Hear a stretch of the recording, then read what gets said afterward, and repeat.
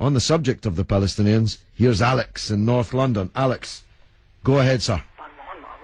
Hi George, I'm calling from North London. I've been listening to you for 3 months now. Okay. Never had the chance to speak to you. Okay. But I was just calling I was listening to you a couple of nights ago, and you were talking to these people, and they were saying that Israel, the Jews, did not have the right to gain Israel from the Palestinians. And I was just saying, throughout history, the Jews have been persecuted, obviously, from the Holocaust, and we were granted Israel as a result of this.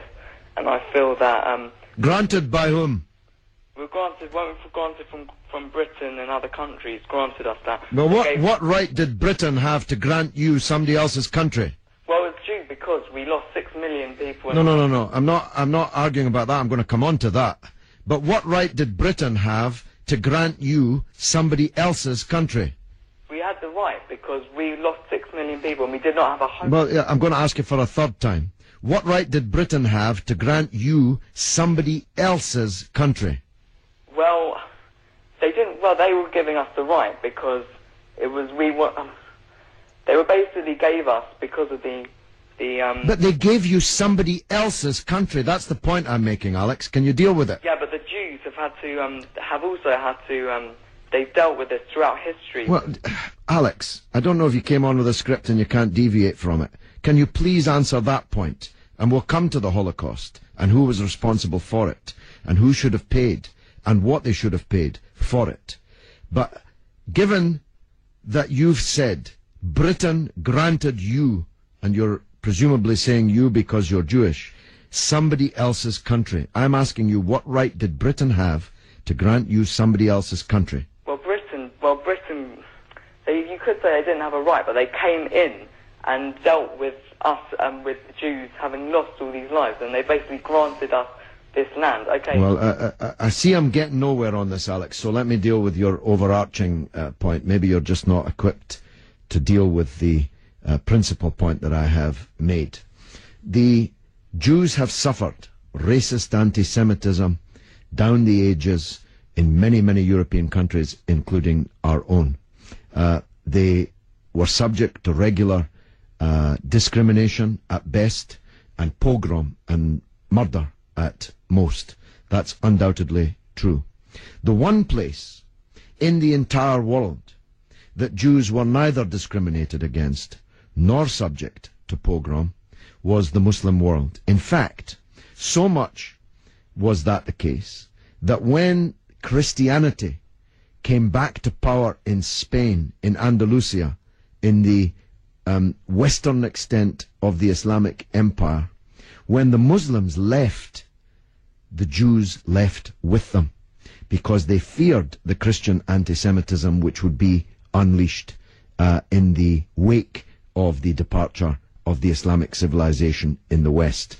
That's why so many Jews are to be found even today, and were to be found in profusion before the creation of the State of Israel, in countries like Morocco and along the North African coast, because under the protection of the Muslims, the Jews left Europe and went to live in North Africa. The Palestine that was wiped off the map when Britain granted you somebody else's country had Jews living side by side with Christians and Muslims for century upon century without the slightest trace of discrimination or violence or pogrom. So, what's happened is that Christian anti-Semitism in Europe, which massacred 6 million Jews in the greatest crime in human history, was paid for not by the Christian countries of Europe that either practiced or turned a blind eye to that anti-Semitism, but was paid by the very people who were completely innocent of that Holocaust, who had never persecuted the Jews, who had never pogromed the Jews. And that seems to me to add insult to the injury suffered by a people whose country was wiped off the map, who were dispersed into exile, to make way for a Zionist idea which was granted to European Jews, because these were the first settlers, granted to European Jews by Britain.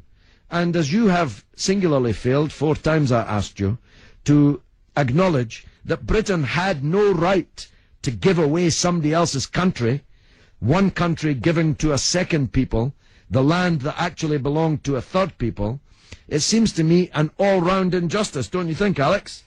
Yeah, I agree that they didn't so much have the right, but they were stepping in after the Holocaust to grant it to the Jews. But it was long before the Holocaust that Britain stepped in.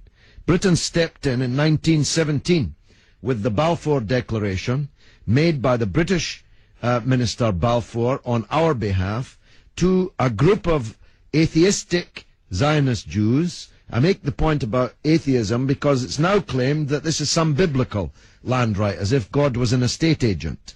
The men to whom Israel was promised were atheistic Jews. They were not only not speaking for all Jews, they represented at that time in 1917 a tiny proportion of the world's Jews. Most of the world's Jews supported communist or socialist parties and ideas at that time.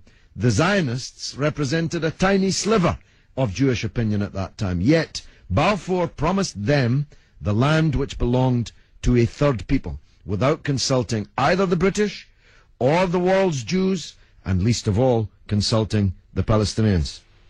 Okay, well, thanks very much for talking. Okay, Alex, thanks for listening, my friend.